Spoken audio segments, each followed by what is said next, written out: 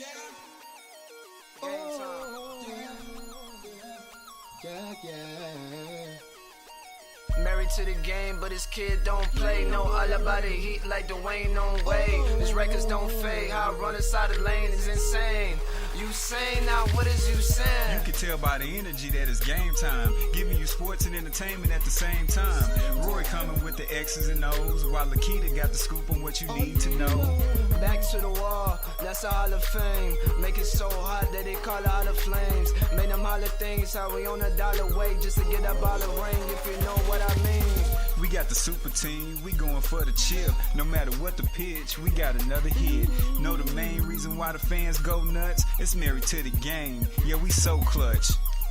If nothing else remains the same, I'm married to the game. Players and teams will change. I'm married to the game. People always come and go, but I'm married to the flow.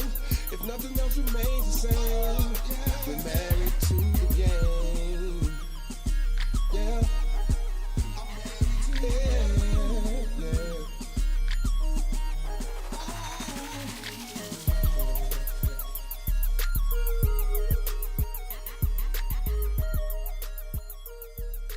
Yeah. What's going on, good peoples? My name is Rory Chirac. And I'm Lakita Chirac. And this is Married to the Game, blasting through your digital speakers from the beautiful city of Atlanta, Georgia. So glad to be back in the lab, on the scene, on the airwaves once again after a bye week. I think I kind of had like a 2-week break because I was You ill. did.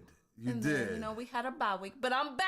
Yes. And you hear my praise voice be to is God. better. Yes. My voice is better. I can talk more. Well, to God be the glory for that. I know you wanted me to be quiet, but I can talk now. So. No. We're glad you're back because I love this episode. We're going to be more entertainment, right?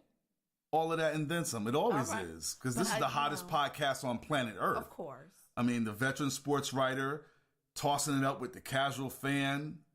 I got the stats and all the data that you need, all the sports fan info. All the entertainment. blah. But I got the entertainment, and that's what we're all we mix about. that in, the and entertainment, and right? And then you break down all of the stats and stuff. It takes a special gift to break that down, all that sports jargon into layman's terms. But I like the way you say sports jargon. I mean, when it's more just blah. It's the sports jargon, but of course, okay. It's my way or the highway. I understand. And time flies because we've been going for a while. We missed a week. We took a bye week. You missed a week. But believe it or not, this is the last show of October. Wow, it went by fast. October did go by fast. So we're closing out with a big celebration. Yes. Oktoberfest. That's German party scene. Well, because I was about to say, when you say Oktoberfest to me, I think of beer. Beer and brats. Okay. Yeah. Well, I could do the beer. Can't do the brats, but I could do the beer. It's a party. Oh, okay. All good for me. And it's always a party here. This show is no different. For this week, we got NBA TV senior analyst and NBA.com's Sekou Smith, colleague of mine, joins us to talk some hoops. Now, I know you love your Spurs, and he got some Spurs commentary. Well, that's great. Because, I mean, it wouldn't be basketball talk without the Spurs. But it's Cavs and Warriors in the finals in June for the fourth year in a row. The Warriors with the Steven guy. Steph Curry. There you go. To me, nobody matters. But and LeBron James and Kevin Durant. I Klay get Thompson. I get it, but who Derrick cares? Rose is now on the Cavs, I get it, and so but is I really don't D-Wade. care. I'm all about the Spurs, so so you did talk a little about the Spurs. We covering all the NBA there. All right, then we all good. Let's go. We love all things HBCUs. No doubt, HBCU girl right here. So our Oktoberfest jam session takes us to Birmingham, Alabama for a preview of the McDonald's Magic City Classic presented by Coca-Cola. Magic City Classic. See, that's SWAC madness.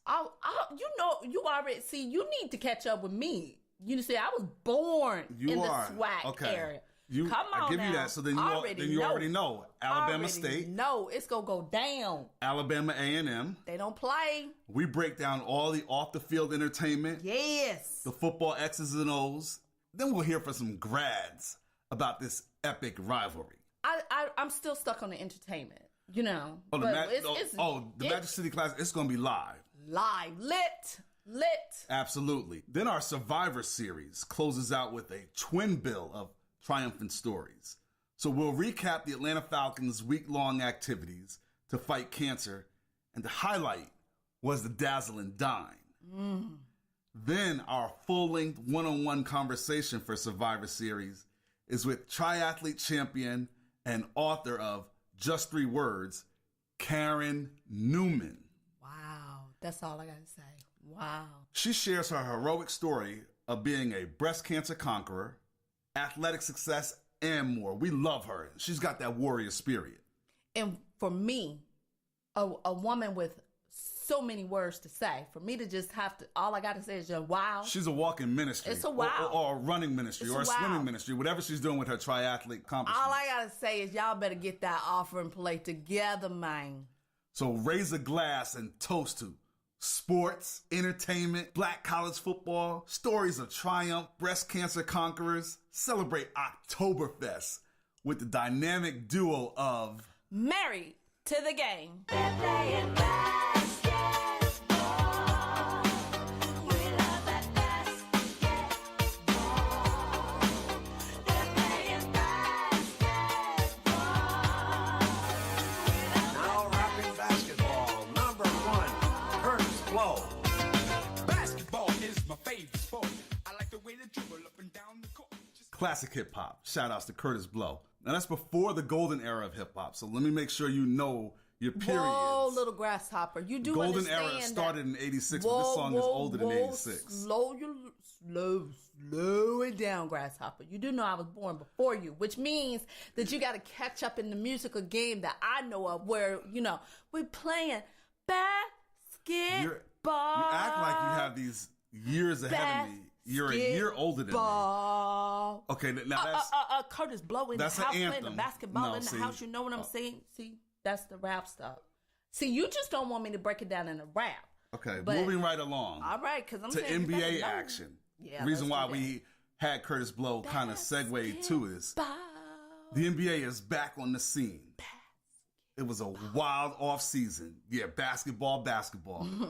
So many squads. They're building super teams with superstar players because everyone's trying to catch up with the Warriors. With the Spurs. Okay. With the Because Warriors. I get it. The defending I get champions. It. I know. All right. They won come 2 on. out of the last 3 NBA titles. All right, come on. With that Oklahoma Stephen City, Curry. Steph Curry.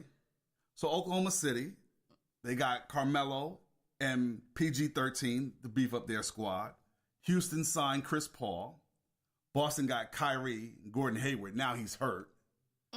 Minnesota beefed up their squad with Jimmy Butler. Now the Cavs, LeBron James. So who got Duncan? Tim Duncan is retired. But he can at least be in somebody in spirit, dog.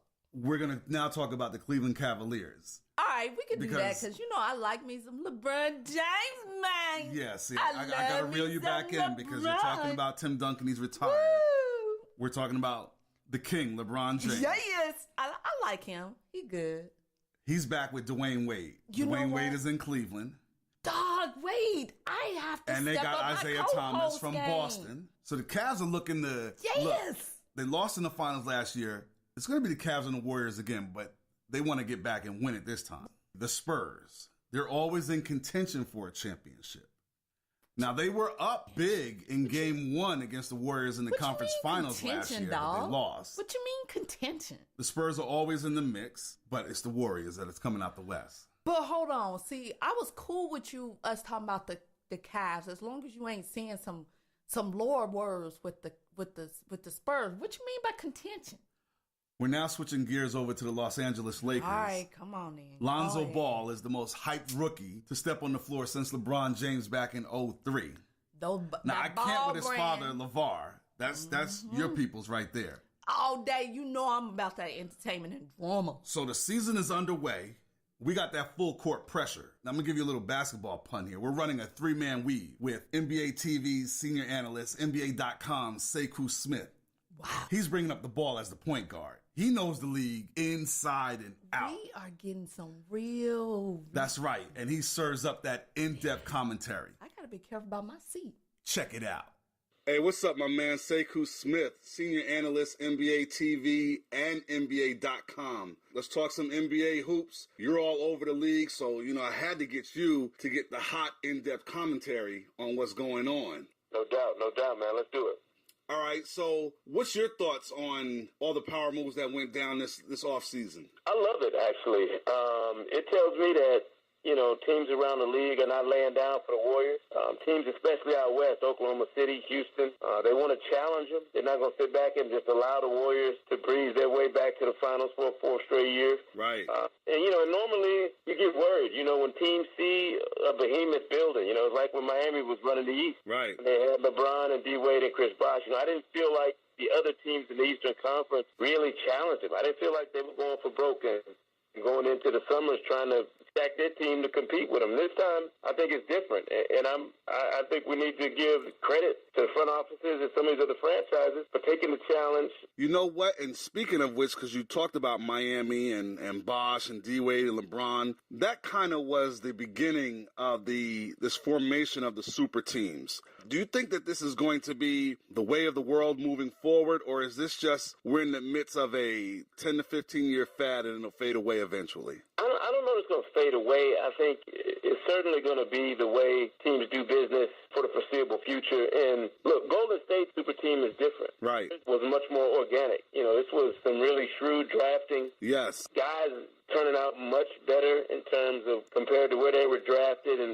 how they developed and became all-stars. Nobody saw Draymond Green coming. Nobody saw Klay Thompson being the player he's become. Steph, people had their fingers crossed, but based on his early few years in the league, nobody saw a 2-time MVP. That's right. He was a year or two into the league. So Golden State situation is different. Then when you add Kevin Durant, the guy who's considered by most people one of the top 2 or 3 players in the world. But yeah, you're going to see teams continue to do this until we see a different model produce a championship. It's like when Detroit won the title in 2004.